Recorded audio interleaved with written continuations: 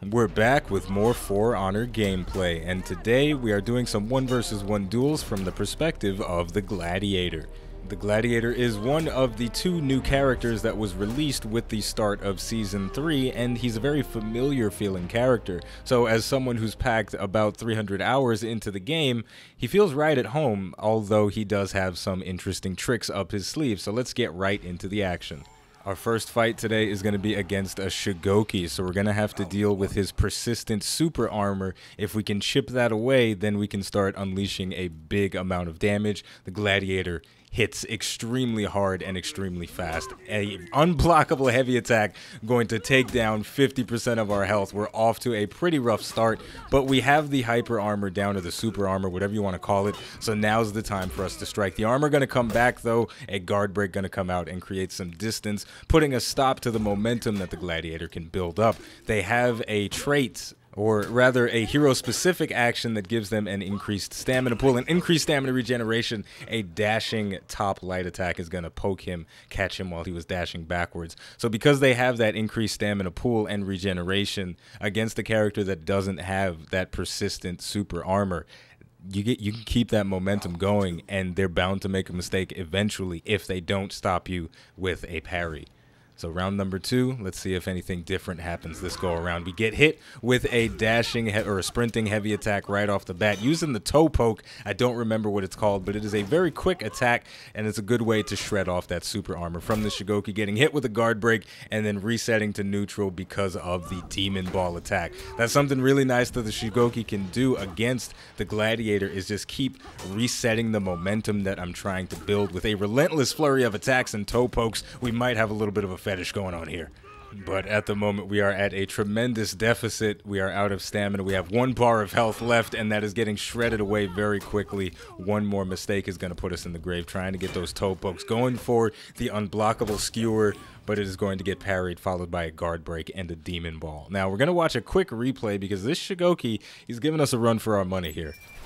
Now this is right after he used the demon ball to reset the momentum. This gave his super armor ample time to recharge if it was down. So as I'm coming back in, he's charging up his heavy attack, and he knows that he can commit to it. I bopped him right on the head. He doesn't give a damn and follows through with that swing, and I take a tremendous amount of damage. So we're starting to see that despite the fact that the Gladiator is a very powerful, fundamentals-oriented character that anyone with experience can pick up and play, if you can find a way to stop his momentum, you can really get something good going for yourself. Using that toe poke, getting some nice damage on, trying to follow up with some naked heavy attacks, but they are going to get blocked, and another toe poke is going to go through. That is a very powerful tool for us to keep the super armor down, or the uninterruptible stance as it's called in the game. And we parried that unblockable attack, and we got the toe poke. An interesting property of it, when used on an out of stamina target, you knock them down. So that was a very potent mix-up, and we're gonna have to watch that again because it all happened very quickly.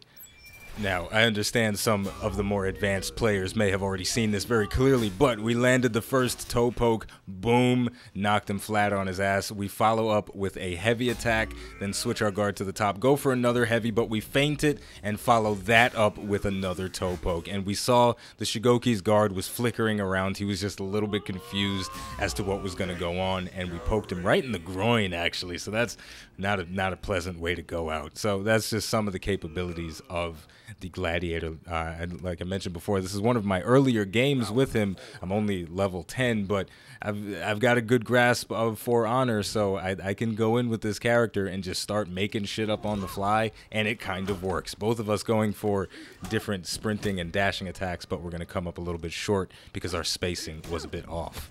Now we're taking some hits from those light attacks and following them up with a headbutt. That one is going to put us out of stamina, so we've got to be careful about which moves we go for and which ones we don't. We could get baited into some very serious out of stamina punishment, but our stamina is going to return, so we are back in a slightly safer spot. He feinted that heavy attack. If he would have committed all the way, that might have been a KO, or at the very least I would have been very low. I landed the skewer and I held it in for just a second, then used one of the properties of the move to push him against the wall. He goes for the demon embrace as a clutch, attempting to restore some of his own health, but I saw that one coming and I sidestepped out of the way.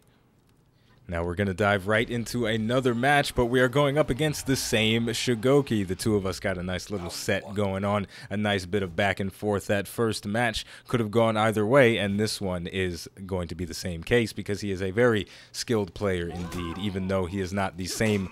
He has not put as many hours into the game as I have. He's doing very well for himself. He got a little greedy there going for the Demon's Embrace. He most definitely had a guard break opportunity, but landing a successful parry followed by a guard break and a Demon Ball is going to push me back. He did have an opportunity for a bigger punish if he just pushed me to the ground, but this is where experience comes into play.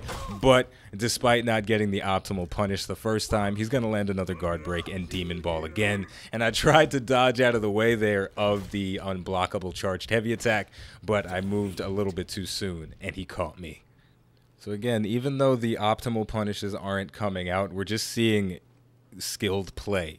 So if he can keep using the uninterruptible stance or the super armor, whatever you want to call it, to his advantage, if he can keep getting these little chips of damage and resetting the momentum of the Gladiator, then he'll be in a good spot. I landed a guard break there, but I didn't go for the heavy attack. That was probably just an improper input. Landing another parry, guard break, and Demon Ball. Once again, resetting the momentum, keeping me in a deficit while he has the control. He has his super armor up, throwing out those heavy attacks, taking away big chunks of health. He tried to go for a guard break there again, but I followed through with two heavy attacks. Again, throwing him into the wall. That was unnecessary, but we landed the skewer, bopped him on the head, and that removed his guard, and then we followed up with another heavy attack. Before we move on to the next round, there's something really interesting about the Gladiator, and that's the fact that the properties of his moves change based on the situation that he's in. We knock him up against the wall, we go for that skewer, boom, we've got him pinned, we let that bleed sink in, then we press the guard break button again to bop him on the head, and you see that stunned him, and we followed up with another attack. Now, I'm not sure if that follow-up was guaranteed, or if he just didn't block because he couldn't see his guard, but that is a mix-up opportunity that you can go for, high risk, high reward kind of stuff. So using the environment in For Honor is something really powerful you can do with this character.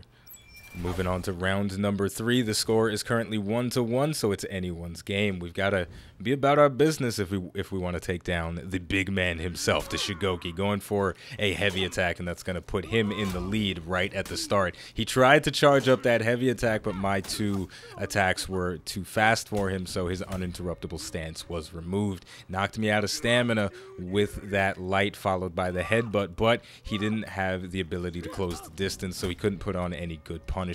And that really is the tricky thing about the Shigoki, is if your positioning is off, then you are going to be screwed over. Landing that parry followed by a guard break and then the Demon Ball. It's really unfortunate that he doesn't know about the optimal punish that he could get there, because he could have finished me off. But I don't think it's going to matter. He needs one more hit, and it is very possible that he's going to get it. He landed the parry and finished me off with that Demon Ball one more time.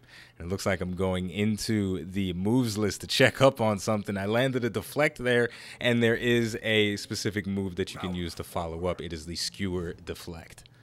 So at the very least, both of us are at a bit of a deficit. We don't know the full capabilities of our characters yet, so we're on even ground. But yeah, the Shigoki, positioning is everything. If you've got your opponent backed into a corner when they run out of stamina, there is not much they can do, and he's off to a fantastic start. At this point, I'm going to have to climb very far uphill if I want to take this, but I don't think that's going to happen. That heavy attack would have been the end of us, but thankfully, our guard came back just in time for us to get Demon Balled one more freaking time for the finish.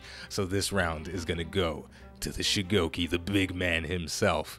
But with all of that, the Gladiator is a lot of fun. He's a very visceral character. He's very fast and very aggressive. Because he has such a high stamina pool, he can put a ridiculous amount of pressure on people. But he's also a very simple character. If you've played For Honor for any amount of time, you can really just dive into this guy, go to the practice arena for a few minutes, and you've pretty much got him down, and then you just have to learn the different nuances to him, his particular maximum out of stamina punishes, etc., etc. With all of that said, we're gonna wrap up here by saying the name of the game is For Honor. The name of the channel is iBluairJgR Gaming for Comedy. If there is a particular character that you would like to see sometime in the near future, be sure to leave it in the comments section. I know Aaron Coiney, I think it's pronounced Aaron Coiney, he wanted me to play the Warden, so that's gonna come up soon. And McGill's requested the Conk Bro, so we're gonna see a little bit of shield bashing action pretty soon. But hey, anybody else got a suggestion, feel free. Thank you for watching, and I'll see you next time.